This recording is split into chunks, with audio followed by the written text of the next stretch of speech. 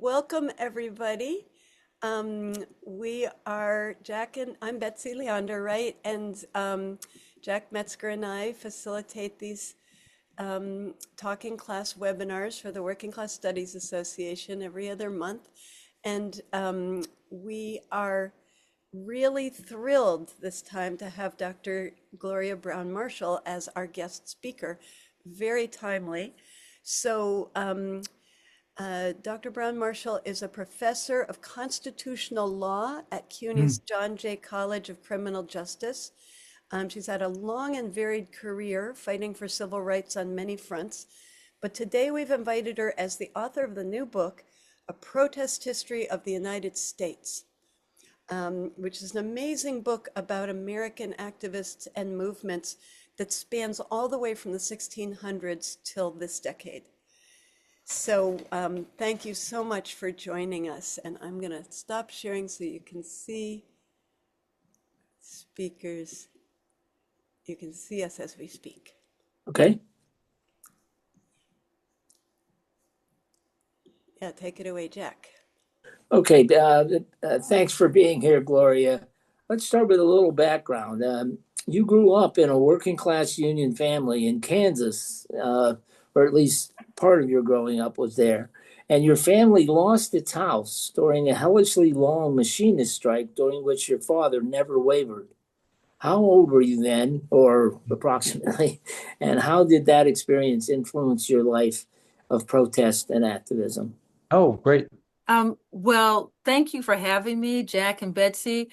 And everyone knows that it takes more than a few minutes and maybe even a few weeks to put one of these programs together. So we've been working on this for quite some time, and not knowing that things would get to the point where they are now. I'm glad that people have come together. And that's what it comes down to, people coming together.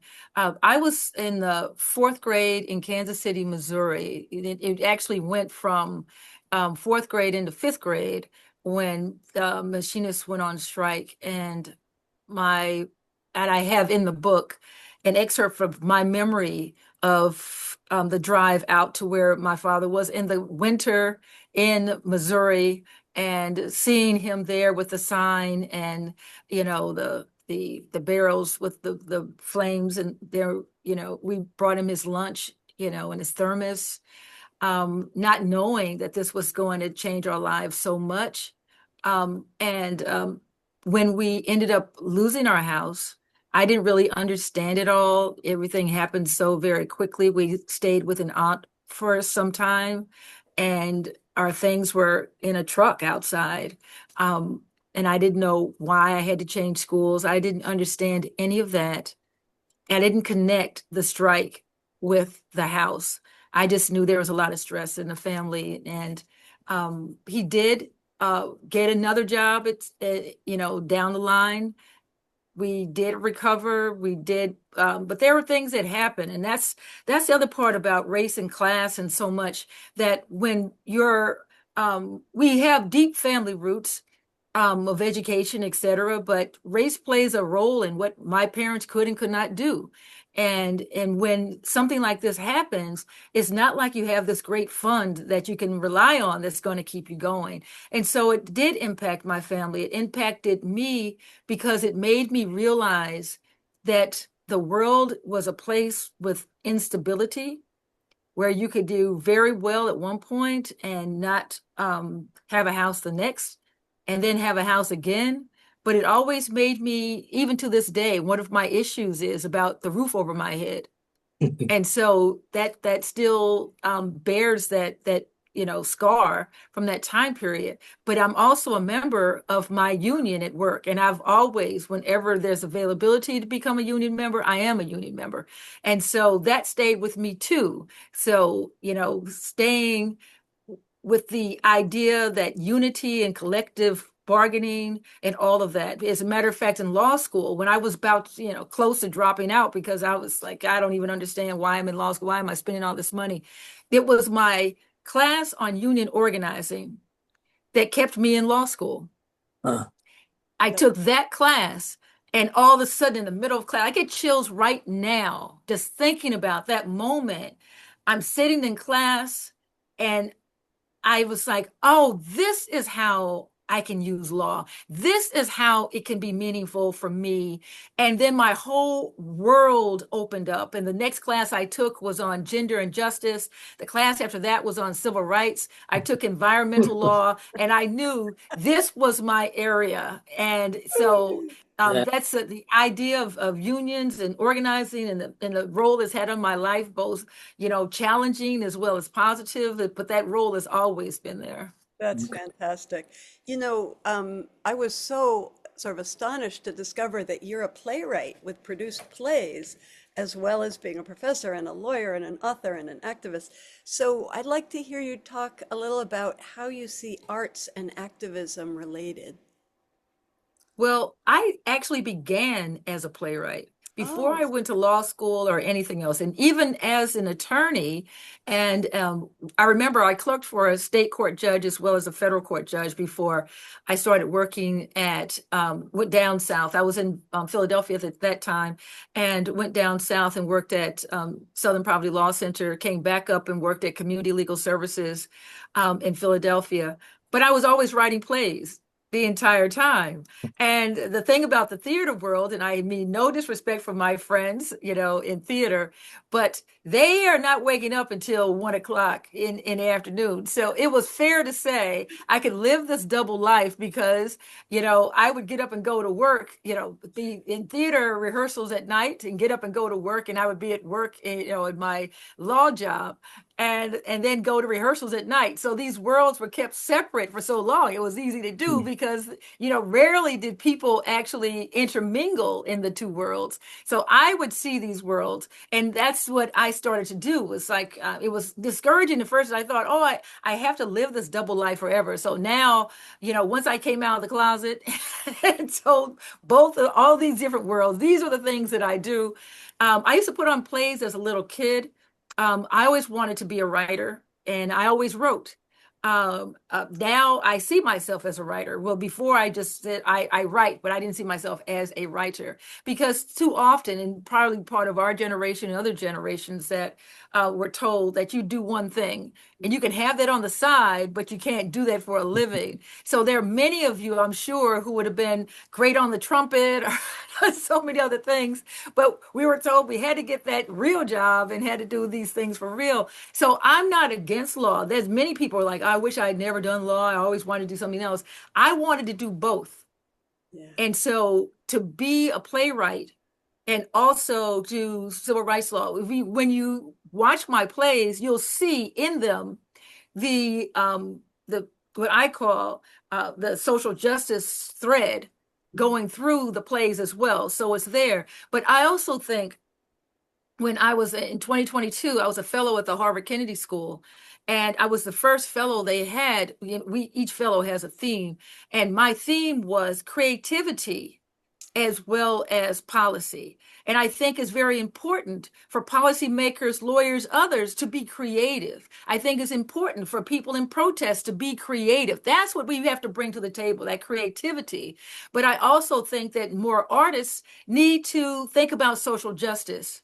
And so when you see the nexus in Nina Simone, in Peter, Paul, and Mary, and in painters and sculptors and hip hop, you begin to see when you bring the art together with social justice, it's powerful, it's moving, and it's something that people can hold on to for many, many years. It can speak to what they cannot express themselves.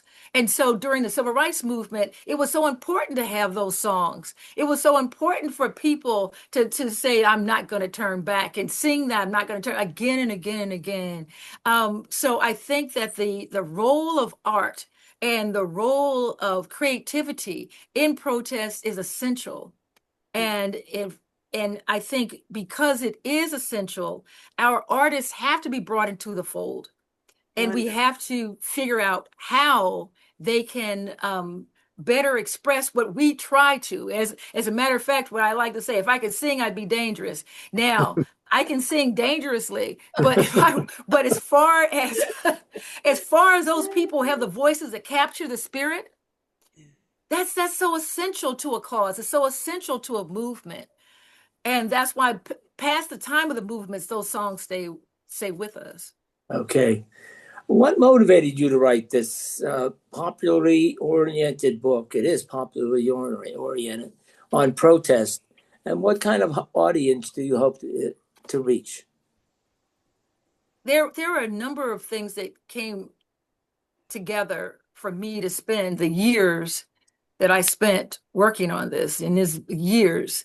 And one was, and they were all kind of, they came together, but one was I believed in protest because as a child, and I participated in protests, had participated in protests my adult life. I thought it was assumed and recognized, embraced as a form of social justice activism. And then in the last 10 to 15 years, I kept hearing people say, oh, that's so civil rights movement. That doesn't work anymore. Is no longer effective. It doesn't really create any change. At the same time, I'm told of an activist, of a woman who had worked in Brooklyn, in deep Brooklyn for a long time and died without enough money for a casket.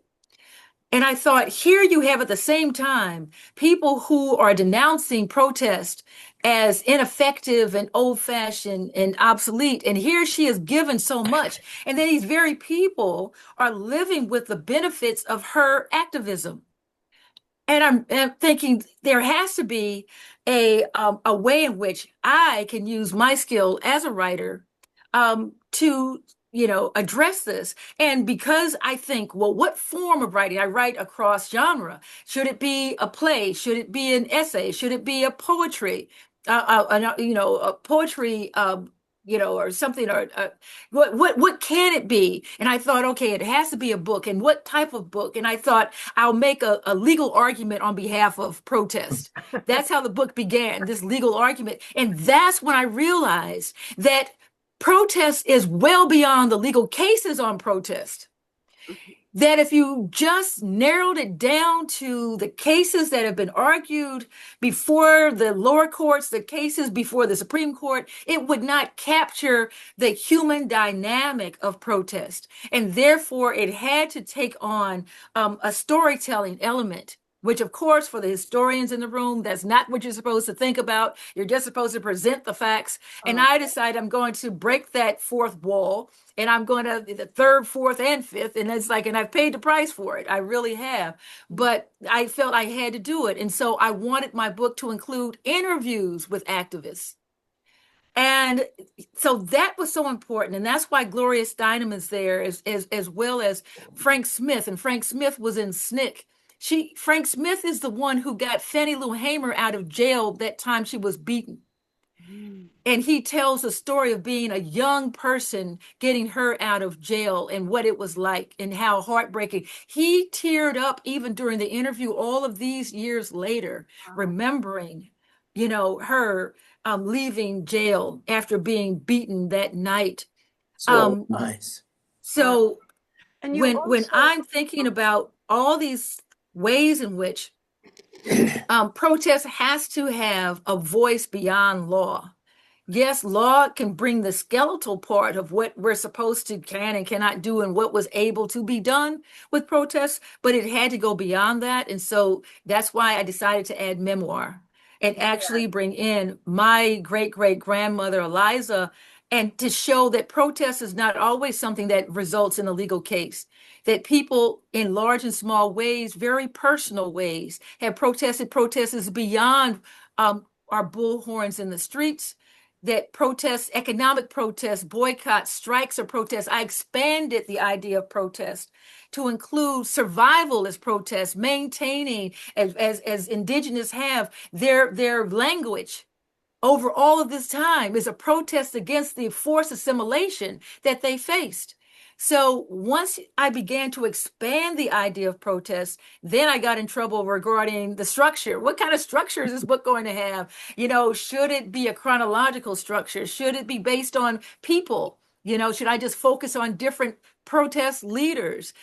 Should I focus on the protests that were very well known at the time and we've forgotten about today? So there were a lot of discussions I had with my editor, and she is brilliant. And she and I talked.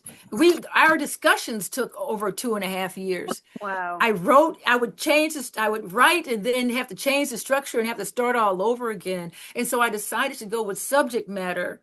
And that way, but what I did was subject matter, starting with indigenous protests.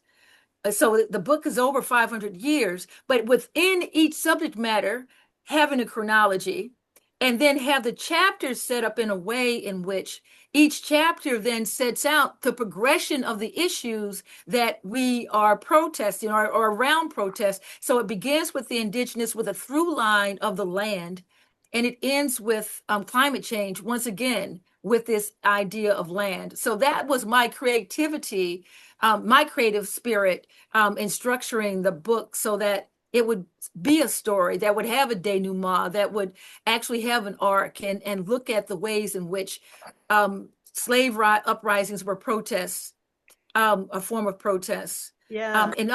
Yes, and so that it wasn't protests as we traditionally know it. And so that as my family has participated wittingly or unwittingly as protesters, your families have too. And so that way the reader can say, well, perhaps I had a great great grandmother or an aunt or an uncle, someone who protested. Protest was the first great migration of exodusters of African Americans from the South to the North. And so people coming to the United States or coming from another part was an act of protest, protesting against the treatment that they encountered where they were in those home countries. And so once you expand it, you can include yourself more readily. And that's something I wanted to take place with the book. That's Okay. terrific. And so one of the, I love the way you described that. And one of the through lines through the book that really impressed me was how over and over again we see the importance of achieving unity among diversity for protests to be effective. And starting back when you did with the indigenous tribes forming confederations to defend themselves against white settlers, and all the way up through the civil rights movement and very recently Black Lives Matter movement, uniting people of color with a sufficient number of white people to enhance their reach and power. So I want to hear your thoughts on what are the keys to achieving this kind of unity in organizing protests, and what's the obstacles that organizers face in trying to reach unity across differences. I want, if you don't mind, go back and touch on the question regarding art and creativity. Because, for example, Pete Seeger or Woody Guthrie, that music then can touch other groups so that it can reach where the human beings aren't going. They may not be in that community, but that song can reach them. And that song then can bring the commonality that you understand my struggle, or we have a commonality of purpose based on what you're singing. When I think about the song I Owe My Soul to the company store, and people can relate to that. I'm sure my father and other people could relate to that song. So sometimes it's not the physical person going into the other community. It's what can you send out as an ambassador from your community to another community. And too often we think about, well, we have to get somebody. Well, let me backtrack. Sometimes what we were doing, and I see it now that is happening within our protests, is that we're protesting, and I'm trying to think of the nicest way to say this, we're protesting to each other. We're having a rally in which we're looking at each other's signs, where we have very, nice, pithy signs. We're taking pictures of each other's signs. But the point of the protest, one, is to inform people who are not there. So then what's being used to inform that person who's watching from the outside? That person needs to be brought into the fold, and they can be brought into the fold where they stand. So if the goal is not to actually educate the outside people, and I give this example, in this past year, 2025, I was on a book tour. I'm still on one, but not as intense as last year because last year I was in 23 states Mm. and many more cities. I was in 23 states last year. And I started off in Phoenix, and my last city was Chicago. And so, and Phoenix in January, Chicago in December. But in the midst of that, in July, I was in Dallas, Texas, at a small bookstore in Dallas. And I had two white women, older white women that said, we're retired, we're conservative Christians, we're Trump supporters, and we don't understand why everyone is protesting. So they went out of their way and came to my book talk to find out because they didn't know. And I thought, see, this is one of the issues, messaging. How do you send the message to other communities? And what is the message? And it has to be a short message. It has to be something that you're going to put together. I said this in Nashville at a book talk I gave there. Could it fit on a tattoo? You know, can your message fit on a tattoo? Because if a message is too long, you're going to lose the audience. Too many progressives can't get to the point. Can it fit on a tattoo? And then, of course, this young man comes up to me and shows me his tattoo, and it's a whole paragraph. And I was like, okay, well, there goes my point on that one. But the idea, but he thought his tattoo was too long, but he wanted to put it all on there. But I can't breathe. Short, to the point, hits you viscerally. And so when you start thinking about others you're reaching out to, they can get that. And that's why you had the diversity of the video that people saw and said, you know, on any level, that's not right. Dr. Martin Luther King was masterful at getting people to understand the pain of African Americans who are not African American. And that's what's so necessary to get people outside of your group, outside of your situation, to understand your situation, to have empathy for it and want to be moved by it to the point where they want to do something where they are. They might want to join you. They might want to, have an economic selective buying, I'm not using the word boycott, but it's got to be something where they may, the thing that people did, they had teach-ins. And then how do you have the teach-in online? This is a teach-in, where people are coming in. But the other part that happens when you have, and I'm not going to step on some toes intentionally, but I am probably, because if you come in thinking, I know it. Yes, I've been protesting since 1962. I know exactly what every protest is supposed to be. I know what I'm supposed to do. That doesn't give any room for other people to join you. It doesn't make people want to come into the fold and share the gifts they have. Their gift might be messaging. Their gift might be community organizing. They may know 30 other people and they want to bring those 30 other people into the fold. We have to figure out ways in which we can be open to the gifts other people have so that they want to share those gifts. And as I said, that singing voice, who's cooking the food? What we're missing when it comes to Zoom is the humanity of our commonality, that coming together and sharing the stories and getting to see each other face to face. And that's why the initial coming together that we saw as protests in the beginning of the year, up until about, I would say, October, they were mainly rallies.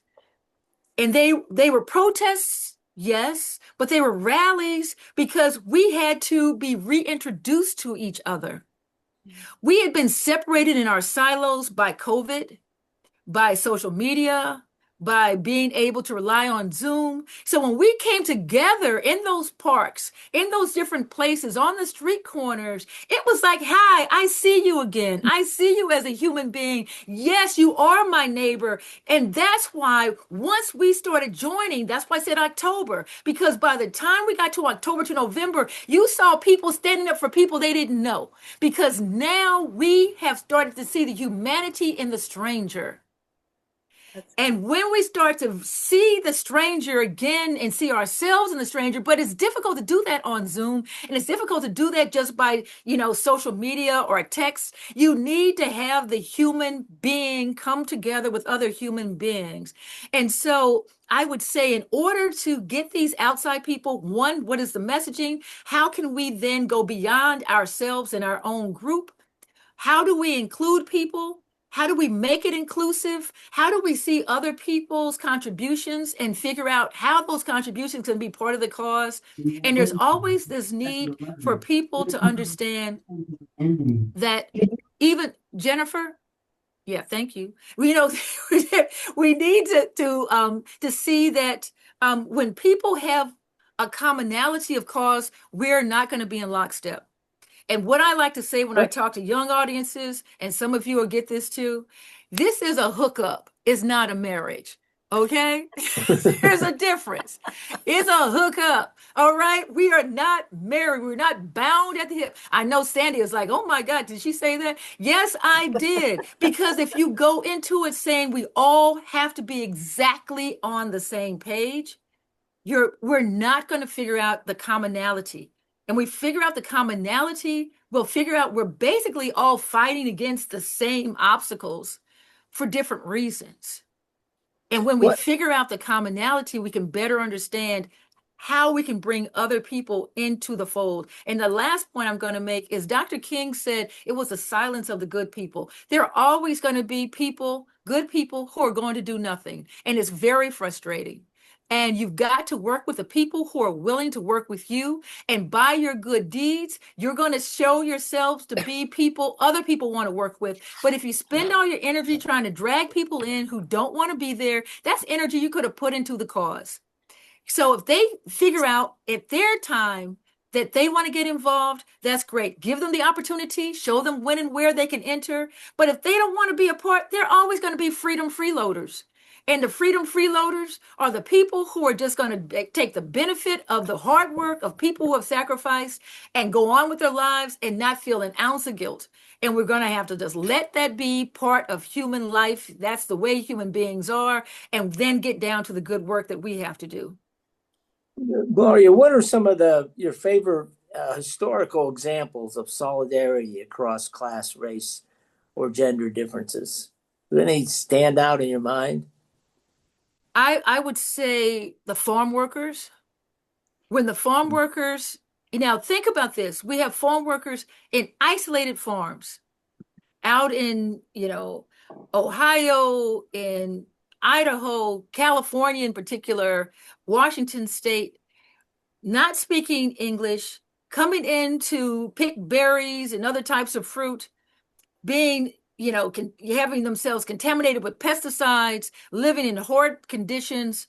They could have been isolated out there and people not know. We had Cesar Chavez, who worked with Dr. Martin Luther King, and they, together with others, spread the word what was happening.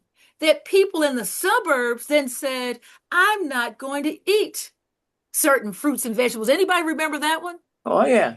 Yes, I'm not going to eat grapes because you're treating these farm workers this way. So now you have people in the suburbs saying they're going to, have an economic boycott of fruits and vegetables that are being picked under these horrid conditions. And those people now come together. Class, they're now the umbrella then of social justice and civil rights is not isolated to people who are over here that become the other. Now they are seeing once again that humanity of the commonality of humanity. I would also say at some points, not as often as it should be, but some points during the women's movement, we've had certain people like Gloria Steinem, whom I've interviewed for the book, and Margot Jefferson, who used to work for the New York Times, who saw the commonality of the women's movement across race, not as much as across, economic barriers, but, I would say a bigger one is the anti-Vietnam War movement. And you saw people who were part of protests because during that time, as you know, was the draft. And that meant that it cut across economic lines, even though people who were in school and others. But then you had a Tom Hayden at University of Michigan, who people know him for what he was doing when the anti-war movement teach-ins, but he also went to Newark, New Jersey, and was in Newark, New Jersey, helping to bring to light what was happening economically to the ghettos and people who living in the ghettos and police brutality that was taking place in New Jersey. So you had leaders who were doing this, you had movements in which this was taking place. There was a short period of time during the coal miner strikes in which, West Virginia, and I went to West Virginia as part of my research around the coal miner strikes, in which you had coal miners from different backgrounds, whether or not they were immigrants or, poor white Americans, African Americans, people who were all being treated poorly by the employers, the company store, the corporations, and so those were examples, I think. But George Floyd becomes the biggest one that was in recent history, and it was the diversity of George Floyd's protesters, not just the diversity of the cities, but people in small towns protesting. There were George Floyd protests taking place in other countries. So you had across the board people saying, no, my value systems say this is not right, and I have to do something about it. I Okay, love good. all those examples, but I want to switch the focus to away from unity to disunity for a minute, because the way that over and over in US history, elites have tried to drive wedges to prevent specifically multiracial resistance. And so when people fall for that divide and conquer, sometimes white organizers have rejected alliances with people of color and sometimes have been outright racist, like the West Coast unions that pushed for the Chinese Exclusion Act. And some analysts of US history say this explains the relative weakness of the US labor movement and why we have such a skimpy safety net compared to other industrialized countries. So can you give examples, because I saw they do show up in your book, examples of how racism among white people, in particular working class white people, have harmed working class causes, have harmed their own causes? Well, I will and still am flabbergasted by nearly 70% of white women voting for Donald Trump this second term.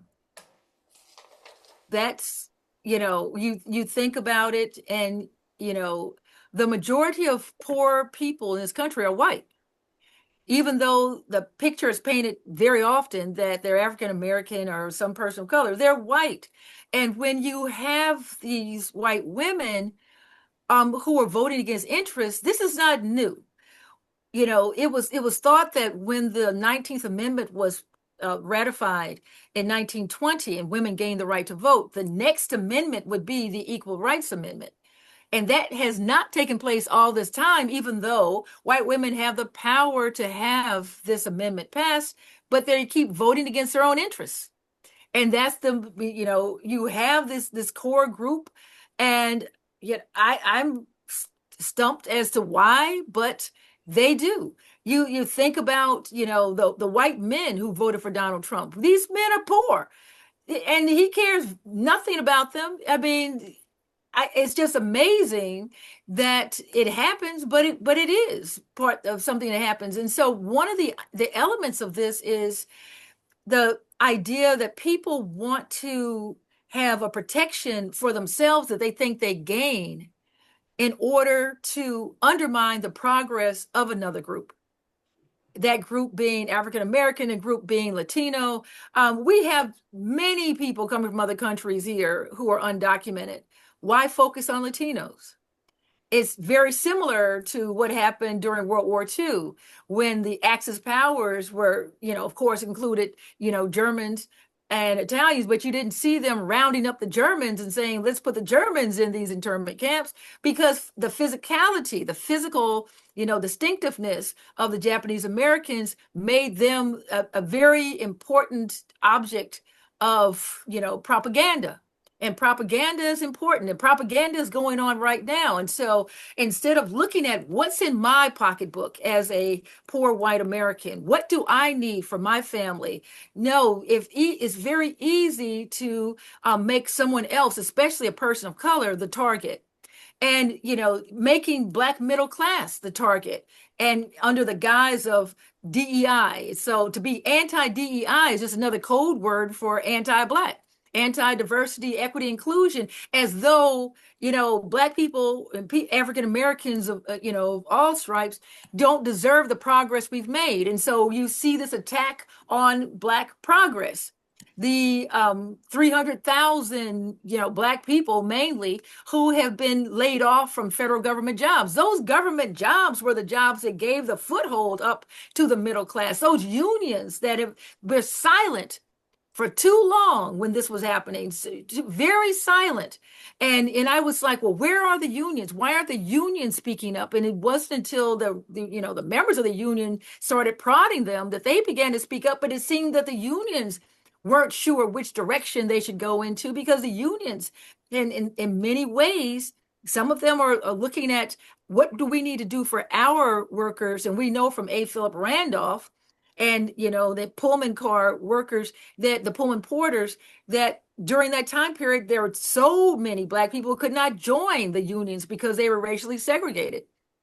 And these are poor people, poor white males for the most part, who are now being crushed under poor working conditions, long hours, and all these things that they joined the union to fight. And then they are now prohibiting black and brown people from joining the union and joining the fight. So this segregated world in which, and I say this from the standpoint of the pattern and practice. And that's another reason why the book is over 500 years. The pattern and practice is one group comes in, they fight for a foothold, they get that foothold and use that same foot to wear a boot to crush the group under them.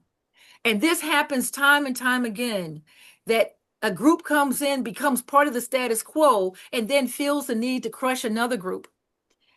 And we're seeing that, happen.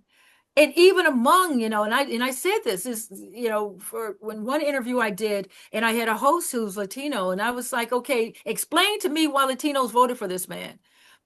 And when I had a conversation with some friends of mine who are Latino, this is just from that conversation I had, they said, oh, but that was that group.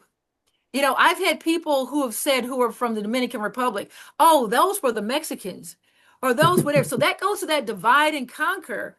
And I'm saying to them, do you really think ICE knows the difference? Oh, yes, they know the difference. This is what they actually thought. That they would then get that other group. They would get that. So you have this elitism, even among, and I'm going to put my own African American community, in the mix. There are too many people in the African American community who rose up to a certain class level. They have a certain title. And then they turned around and said, oh, it's those people in the Black community who listen to rap music. That's so. Yeah, the divide and conquer happens so often. I remember having friends who were Irish American, and they would talk about the elitism among the Irish Americans. And then when you looked in the administration during the first time that Donald Trump was in office, and you began to see the Irish Americans who were within his administration, and the Flynns and the others who were within his administration. And it's like, so what happened? So now it's another group, so now we're talking about another group was going to be in the second administration. And again and again, you take a group and it's like, well, I'm the elite of that group, and I'm going to put my boot on those who are struggling, who are not within this elitist group that I'm in. So you have the classism issue within a group. You have a classism issue across, the country. You have the idea of even skin color. You have the people who are coming from, and I've had this happen in my classes. the caste systems from Bangladesh, Pakistan, and India that play out in the country that we don't even talk about. We don't even see that part. We have the same type of classism, within the Asian community. So even though we look at too often black and white and brown, there are so many issues of class dynamic going on within other communities in the country as well. And once again, how do we break through that class dynamic when it comes to workers? How do we better understand the commonality that we're all going to be crushed within a divide and conquer? I had I'll end with this part, had a chance to go back and reread Animal Farm. And I think that the Orwellian idea of what he was able to do, and there's an excellent documentary that's out right now on him if you have a chance to see it. But yes, and I had a chance to watch the documentary.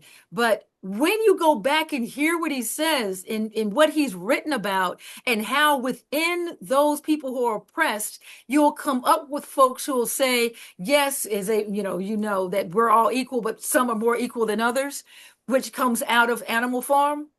So that the class dynamic is something, and I'm not saying it's going to disappear. We're human. We're going to have these ways in which one person wants to believe for one reason or another that they should be in a higher position than another. I understand that, but if we can keep our egos to less than 20%, and that's how I work. You consciously say, I'm going to keep my ego to less than 20%. You can get so much more done. When you find yourself in the position of saying, well, I'm angry. What am I most angry about?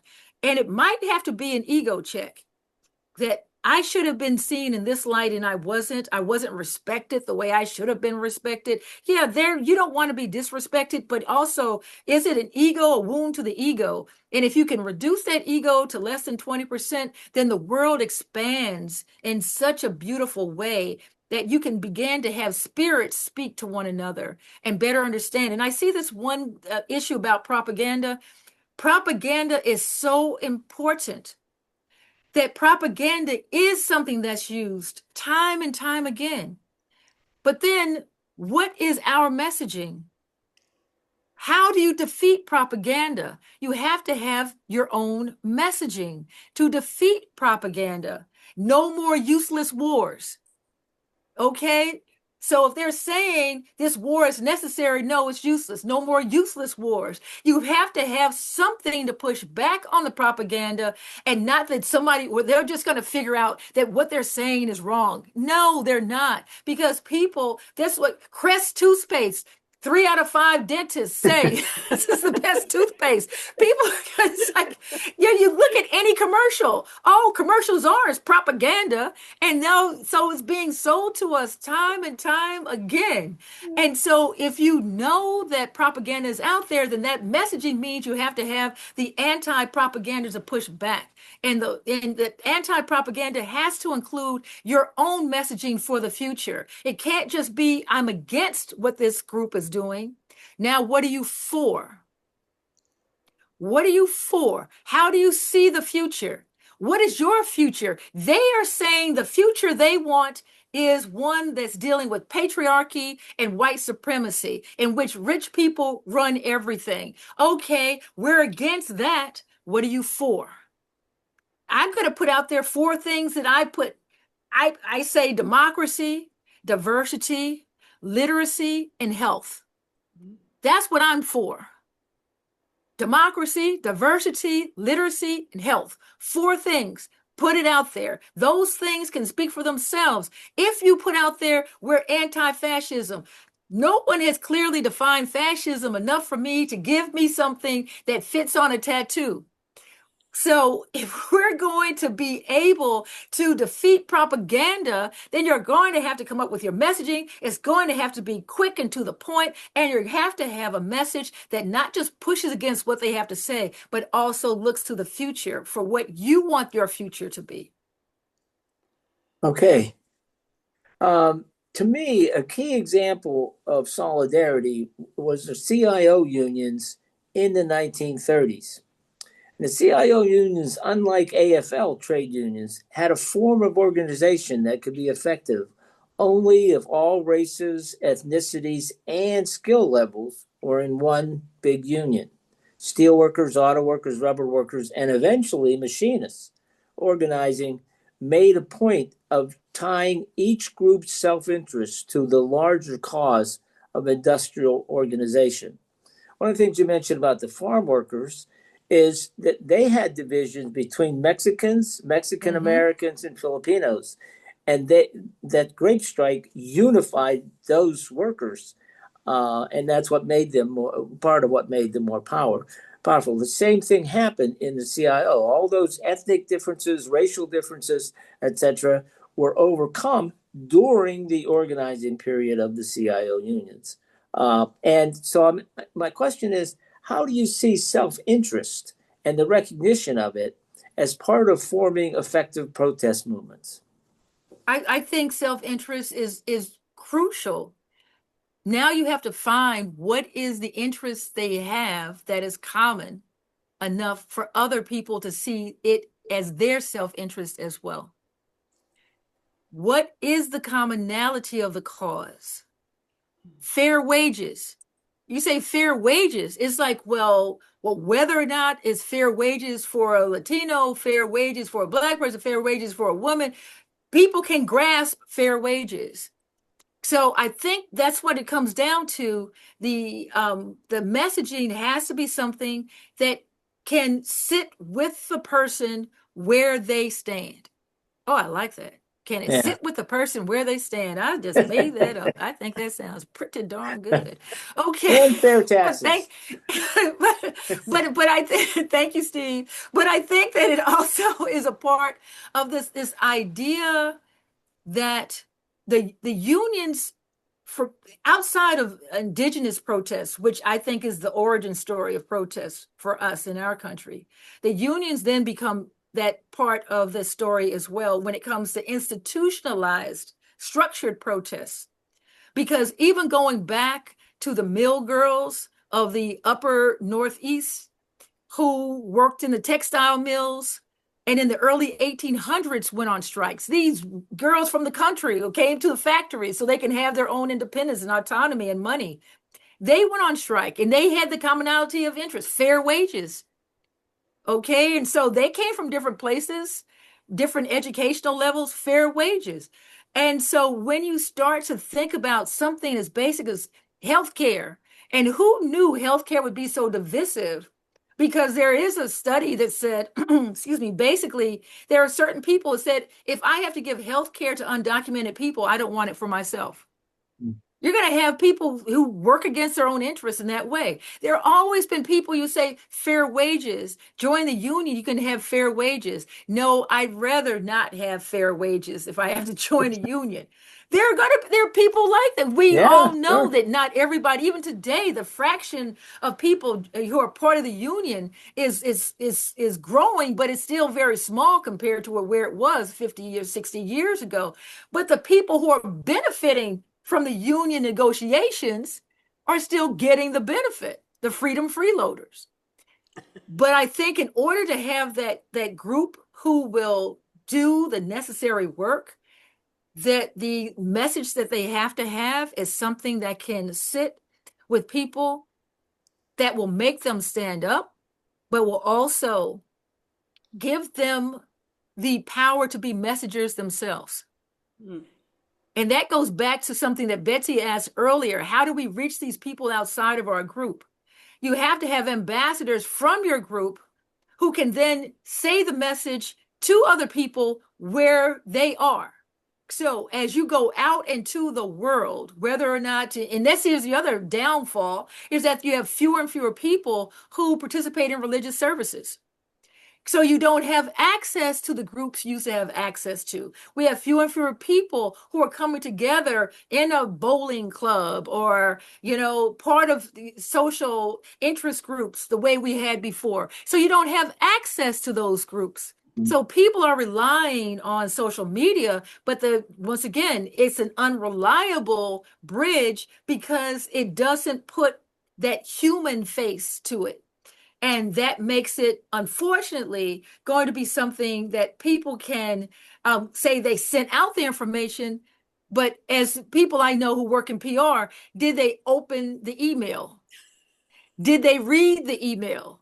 So just because it's being sent out doesn't mean that it's actually reaching the people and having that human effect that makes them say, I'm going to join in. I mean, even this program, we said, beforehand, you have all these people sign up, but that doesn't mean they're going to participate. That doesn't mean they're going to hit the link and be here. And then if they decide later on to watch this in their own living room or wherever, on their phone, in the car, wherever it may be, they might have a different experience based on when and where they're going to take the message. So we don't have that direct kind of interaction that we used to have when we have people who could walk into a room and say, let's have a meeting here at the church, at the synagogue, at the temple. We don't have that same type of connection to big groups. Unions can, if they are willing to do it. If Right. they're willing to call on their members and say, let's get together at this time and place. That's why I said they're the last structured institutional way. They have the longest institutional knowledge. They have been doing this in a structured way for a very long time. And they have to come forward and be called on to lend their expertise in this moment. And I hope that they will. Yeah. In larger ways. Not that they haven't, but in larger ways. Right. I'm thinking, Betsy, we're running out of time. Why don't Yeah. you skip to the current questions? okay. Like- Yeah, I just am having one thought in relation to what you're saying about being in person being so important. There's a great book called Tear Gas and Twitter and Tear Gas by Zeynep Tufekci, Fetchy, I think you pronounce it. That's like showing how when people have only been mobilized through, social media or text chains, that they make these very fragile movements because they don't have ways of making decisions with each other. And she describes the failure of some of the Arab Spring protests, and it's a really great book. So yeah, we need to start opening it to discussion in a minute. I was really struck in our initial chat question when we said, what are our protests that you've seen that cross race, class, gender, other lines? And so many people put into the chat their local No Kings rallies, because for me locally in the Boston area, there's been this vast number, and I'm one of them, of like college educated older white people turning out in really unbelievable numbers. Our No Kings rallies have not been that age diverse or race diverse, or with the exception of some unions, class diverse. And I wonder if you have any thoughts about that, about the diversity of the movement right now, and what we can do to have more unity into the movement that we so urgently need today. I'm going to say something that I didn't think I was going to say. This is something I usually do it with young audiences. So if there are people who are under the age of 30 who are on here, or this is something you may want to say to people under the age of 30, I apologize. When I talk to young audiences, I start off with apologizing. I apologize on behalf of my generation and the other generations who have left you with this. And I know a lot of people are saying, oh, the young people need to step up, they need to do this. But I want you to give an idea of someone under 25. Someone under 25 began their young life with post 9/11. And soon after that was the economic crash of 2008. Many of them, as I experienced, as you pointed out, lost their the parents lost their livelihoods, they lost their lifestyles, lost their homes, during that time period that lasted more than a year or so, but went on to like maybe 4 or 5 years before there was any stability. Then we had Ebola. People forget about that one. We had the Ebola. We had the idea that, oh, because we have a black president for 2 terms, and then what happened right after that? Donald Trump's first term. We have COVID, and we're just coming out of COVID for the most part. We still, can see the signs of COVID. We act as though it never happened. That is their 25 years. That's what they've experienced more in 25 years. When we think about what we've experienced over a lifetime, that has been their lives. So they've become cynical. They have major trust issues, and they're concerned about climate change, and they don't think other generations have the same concern that they have about their issues. So when we start talking about commonality of issues, we've got to figure out, what are they concerned about? If we want them to be a part of this, and, this other part, and many of their schools had civics and other government classes taken out of K through 12 education. So they weren't even given the types of civics classes that we had when we were in K through 12. And we expect them to understand their government. We expect them to feel that they can be a part of the government, that they've seen the Capitol attacked, and the people who attacked it pardoned. By who? Old people. So they've seen it. So when you start thinking about what they want, they tell me, when I talk to them, they just want to have fun. They just want to live their lives. And that's why some people, unfortunately, are looking at this like, the era before Hitler, where people were into jazz music and having fun. If everybody sees the musical Cabaret and actually gets what's going on there, they better understand that these are people who've been through a lot, and they've been, I'm going to say this, babied, coddled too often by you and your kids. So these are the young people that got a star for just showing up. And now we want them to take responsibility, and they will. They're going to take responsibility.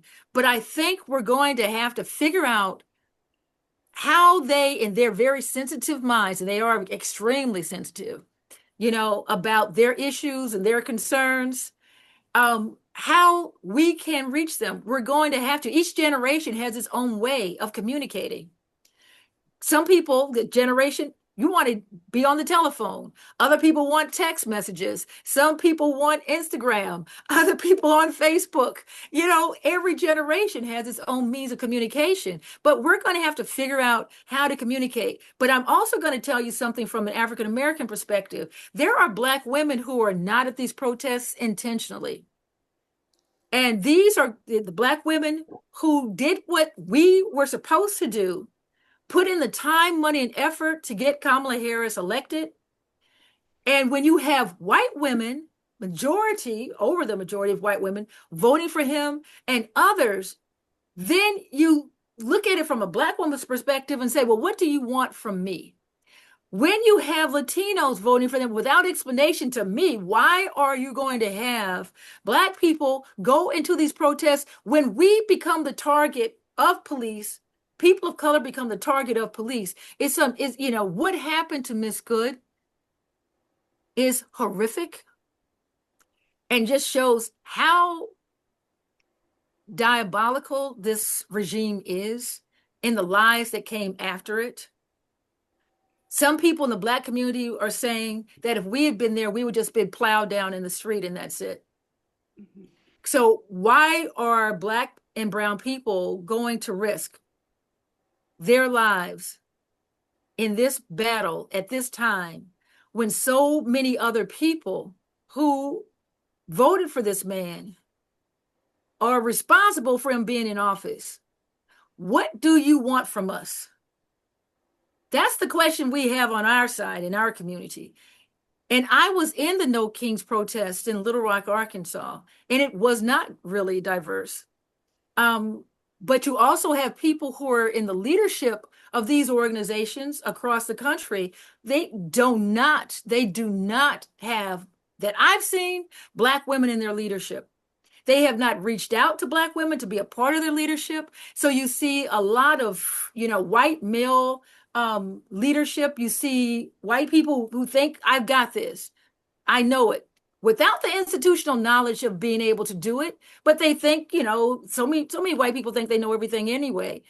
Sorry, no mean to, step on too many toes, but it's true. And so if you're in the situation where you have people who think they already know everything, and as I said before, if you're not reaching out to people, asking how they can be a part, if you really think you've got this, then the other people who are on the outside, who know they're going to face harm if they are part of this, are saying, I cannot afford to be in your rally at this time. And I always tell young people, make sure you know who's leading the protest. Make sure that you understand where this protest is going to take place and when the sun sets. I always, whenever I lead a protest or I'm part of it, I find out when the sun sets, and I am gone an hour before the sun sets, because when darkness comes, that's when horrific things happen, especially to people of color. All right. I gave it to Thank you. you. I gave it No, to you. that's Just great. all Thank right. you. You wanted it straight, no chaser. So I That's great. No gave it to you chaser. that way. Thank you. That's awesome. So we're going to open it up. Oh, good. You're getting people are doing their little applause reaction thingies and thumbs up. We're going to open it up for conversations, but I just want to tell you one thing. If you love hearing Gloria's points of view, you can get more of her wisdom she was on C-SPAN with this long, in-depth interview. I made a tiny URL if you want to hear it or spread it around. You'll also have the recording from this session that you can spread around, but tinyurl.com, Gloria on C-SPAN. Highly recommend. Very, very good interview. It's a kinder, gentler me. You're with friends here, so you can be real with us, right?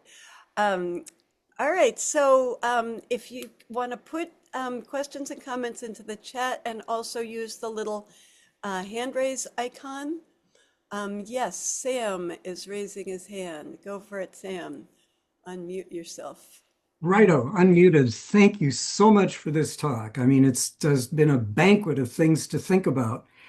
I want to ask what your take is on an extremely difficult subject, and that's the relationship between movements, including protest movements, and electoral politics.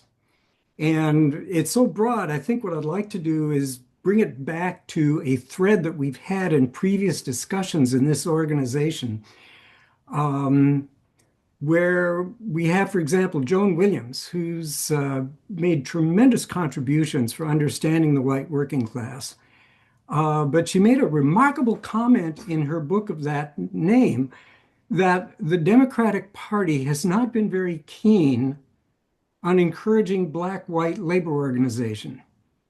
May I leave you with that for a second to sink in there? That's where you go, what? And she gave us a book to follow up on, and that's Raoul Schiller's Forging Rivals, where he looked at a critical time. It was during the Jimmy Carter administration. You may know about this book because it covers a lot of labor case law. Critical period, the Carter administration, where it was excruciating because Blacks were finally getting access to workplace rights. But it's the same time that wages had flattened. Okay? And so they're bumping up against things like seniority regulations. You see how this picture is unfolding? You get Jimmy Carter, who must have had a really harsh child raising because he was really retentive. He wasn't going to spend a dime he didn't have to. So there wasn't anything in government policy to increase jobs outside of manufacturing, which was already beginning to crumble. And so we got our slow motion train wreck. And Raoul Schiller had said, I think quite accurately, white working class people left the Democratic Party because it didn't give them a reason to stay. Mm. So now we come to this issue of movements, including protest movements, and how we get to the difficult task of articulating that with elections. So I'm going to drop that on you. Okay, what do you think? It is a lot. I'm gonna try to go into one thread, and Please. that And I'm deals sorry, that was with a lot. it is, and I'm glad you raised it. It's a lot for me to think about, and I try to be thoughtful about these things. Um, when I think about The Jungle by Upton Sinclair, Mhm. and once again, that touches on what we were talking about, how art is used, how we can get beyond the people involved to get others outside of that realm to understand what is happening in this area of factory workers or whatever, the meat packing plants, whatever it may be. It's still, if this is happening to white people in the meat packing plant, then what's happening to these people of color? Where are they in all of this? And I think there's always this untold story of those who are struggling outside of the spotlight. And the spotlight needs to be shown on these atrocities and what's harmful within labor. But there's always people out on the periphery of the spotlight, outside of the light. And whether or not they're African American, Latino, immigrant, whomever they may be, their story is one that by the time they get into the light, it's shifted to somebody else. It's almost as though they get like a very short time in the light, then the light shifts to something else. And so when it comes to the power, the electoral power, the unions gave the foothold for the working class to rise into the working middle class. But once again, it's a train. By the time the caboose gets to that point, it's moved on to something else. So these people who get into politics, then once again, that one group that gets in, now they have the boot that stops the progress. They kick the ladder out and they don't want the next group to come in. There's, from the time period that Bessie talked about with the Chinese Exclusion Act of 1882, you had the white males in economic, crisis of that time period. Wages fell. Chinese were willing to work for less. They had finally gotten into a position where they could do the work, and now the shift happens. And those white people who are now in positions of getting much more money compared to the Chinese are saying, let's kick the ladder down. We don't want this other group coming in, taking even if they're going to work for less, we don't want them to get any of the money. We want it for ourselves, and that's it. They're a competition. This issue of competition, whether or not the competition is on the periphery, whether or not the competition is competition we basically understand. When we saw the white working class get the foothold into the middle class, be able to buy the homes and have the car, using the GI Bill and other ways in which they could go forward, when they got into politics, their politic was, for some, the Tip O'Neill story, but for many others, they became conservative. And it wasn't just that the Democratic Party left them, they didn't have a place. They, one of the general definitions of conservative is having something to conserve. So once they get to the point where they feel like they have something to conserve, they've moved up the ladder. They've had their issues addressed. They're now in a more comfortable position. I've seen them go into electoral politics and become the problem.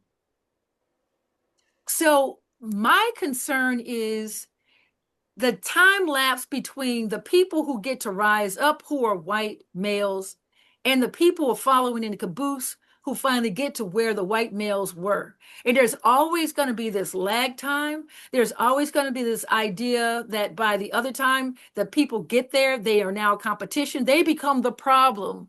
And the people in politics who now have the political power to solve their problem no longer want to put the power politics to the problems of those people who are coming up behind them. So that gives us a conflict that's always there, that delay where the power is centered, and when people get in positions of power, how that power is used, if they feel like they owe it to the country to conserve the status quo and become a part of the power elite and not still see themselves in that identity of working class. Let's see if Does we that have speak other. to? Let's see if other people want to raise their hand or unmute themselves or write something in the chat. Who else has a question or comment or opinion brewing in your mind, or something you'd like to hear Gloria talk May more I, about? while they're doing that, may I turn to another question that you raised before when we came together? The Obama election, especially the first term, was a time period in which you saw labor, you saw women, you saw people of color, you saw all these different groups coming together. But when you see that, it becomes a target for those who want to maintain the status quo. Now they know what to aim for. What did they say at the point in which Michelle and Barack were having their waltz as president and first lady? The meeting was taking place in Washington, D.C., into how to undermine everything he does and make him a one-term president. So each time we have people who have a vision of one way they want the country to go, there's always going to be this counter vision. If we don't take into account the opposition, then we actually are going to fall for this idea that change won't come and whatever we do is going to last forever. And it won't. You've got to be vigilant, and we've got to always fight for the progress that we put in place and not assume that somebody is going to want to have the country the way we envision it. All right. Okay, we're getting the Scott's thumb floating up.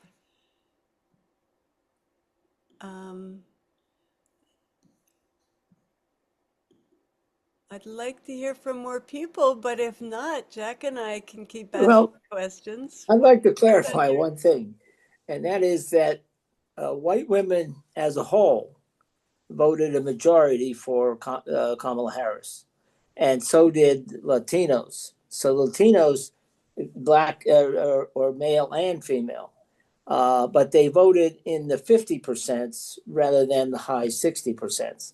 45% of white women voted for Trump, and that's hard to explain, but the majority did not. Okay. Good clarification. Yeah, David's got his hand up. that's not the number I was looking at, but we can, that's fine. It's the white working class women, the majority did vote for Trump, that is And that's what we were non-college talking educated. about. Uh-huh. Yeah. But white women as a whole, across the class, yeah. And you have to break it out by class as well as by race and gender. So David, you wanna, you have a question or comment?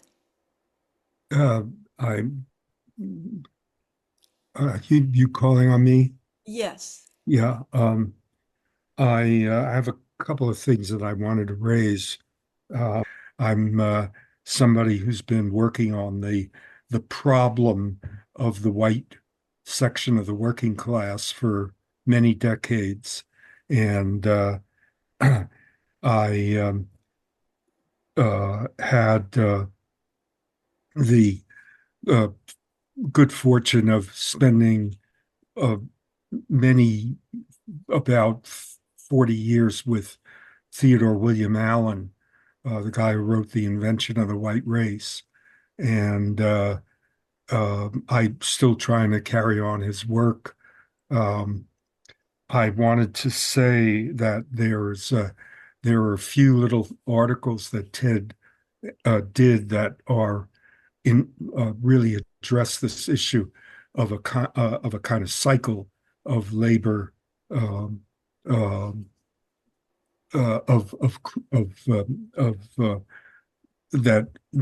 follows the business cycle, which is that when there is a downturn in the economy, that the white privilege shrinks, and the European American workers tend to come together with people of color in a and I think talking what Gloria was talking about the first Obama term was exactly that period, that stage in the cycle, the economic crisis. Um, what happens then is that the ruling class rearranges the racial privilege system, and I think that's something that you're all working around. And once they do the rearrangement, the reshuffling of the racial privilege system, both racial and gender privilege system, the white workers take the bait. So I wanted to just share because I missed the beginning, but just a time when we really found that there was a multiracial coalition and intergenerational was in I work for a youth organizing program in Rochester, New York, but we're also in Boston. So originally I was in Boston, and it was the time of the invasion of Iraq in '03, and the young people, I think partly because, and I'm just thinking about this out loud to see if there's connections for today, but the young people, a lot of the youth workers that worked with the youth organizers and young entrepreneurs programs, they were artists and in the underground hip hop movement, and so there was a lot of focus at that time on the budget cuts to youth programs, and that were also resulting in part, or at least corresponding with the amount of money that was being put into war, basically. And so there were just these really amazing dialogues between like the American Friends Service Committee folks, the Quakers, who were older white folks, and young black and brown people, both like in their 20s, who are artists, and then the teenagers. And it was really powerful. And I feel like there's, just a need to pay attention to where young people are, because they're like Dr. Gloria was just speaking to, is that they're in a very different place, and there's so much that they're facing, whether it be even, and I'm talking teenagers now, I'm not even talking the young professionals, the amount that they're going through with mental health and social media. We hear about it a lot, but it's intense. And I think that being there and listening to where they're at, and then helping to kind of bridge that gap of where the interconnectedness is in. I would love to hear from you, Dr. Gloria, what you think. Like, this is just me reflecting, but Great. Thank you, Jennifer. We should wrap up in a couple minutes, but do you want to give a quick response?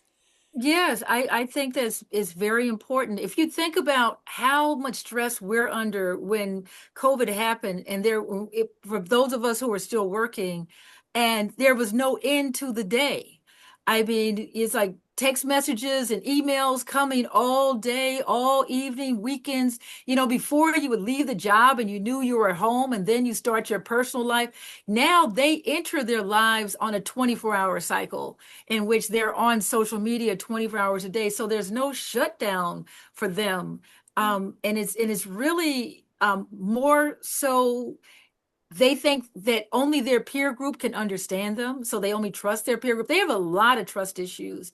But I remember the Iraq War. I led a protest in Montgomery, Alabama, and was on a school bus from Montgomery, Alabama to Washington, D.C. as part of that Iraq protest that took place. Please, not a school bus, not overnight. I think I'm still sore, but I think the other part about interacting with younger people is it is tough for me to listen anyway.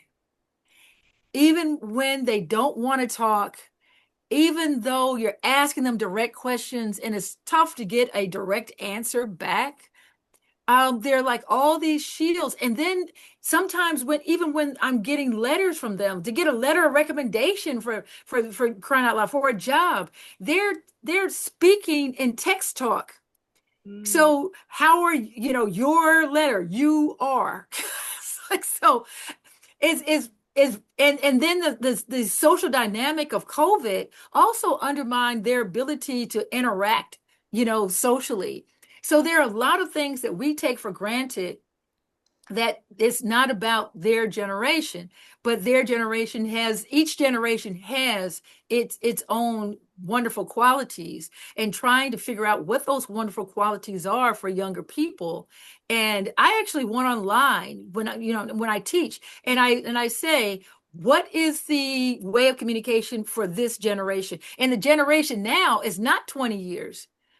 It's more like 7 years. I've seen the difference when young people come in from, before COVID, during COVID, after COVID. There's a different mindset because COVID had that deep of an effect on their abilities. Yeah. So, and their ideas of the future. A lot of these young people, excuse me, are very depressed. They don't know what the future holds for them.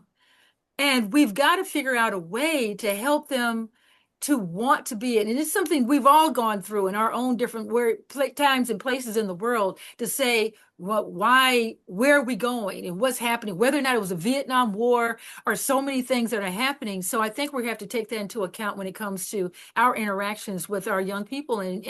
But they're going to be here and they're going to take over no matter what. That's right. I mean, I'm already feeling obsolete. So it's like, if we're going to stay relevant to them, then we have to meet them where they are and figure out how we can be useful to them, how we can be a conduit, how we can be educators, how we can be resources for them, and help them to get their power. And I wrote my book, A Protest History of the United States, to empower, to inspire, and to inform. Beautiful. So I think we can all be part of empowering each other, empowering others, and empowering younger people. Okay. All right, let's stop there. Let's do rounds of applause. Unmute yourself or use the little icons to thank Dr. Gloria Browne-Marshall for being with us tonight. And I'm just going to announce, yeah, you're getting lots of Thank you for your appreciation there. deep Isn't that dive. beautiful? And Thank you. yeah, big appreciation. And we want to announce what the next Talking Class webinar is in 2 months on March 19th.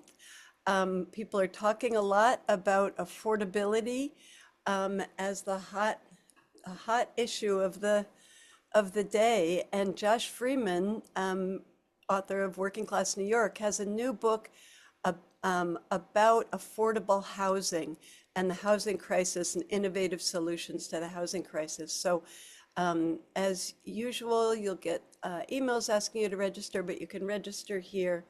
Tiny URL, Josh Freeman webinar. I'll put that in the chat. And this session, of course, will be recorded, and you can get the recording link at classmatters.org/events. Yeah, we hope to see y'all in another round of these webinars. It's been terrific to be with you all tonight. Thank you, Gloria. We really appreciate you doing this. Thank We know you. you're- Okay. And if you get the book, please, Betsy and Jack have my email, so I want to know your thoughts. Okay, good. Yes. And Especially Sam and David, for those 2 questions. I hope there's something in my book that speaks to your 2 questions. I bet there is. Okay. All right. Thank you so much. Thanks everybody for being here. And Thank you, Jennifer, as Gloria, well. for doing this. Thank you. Terrific.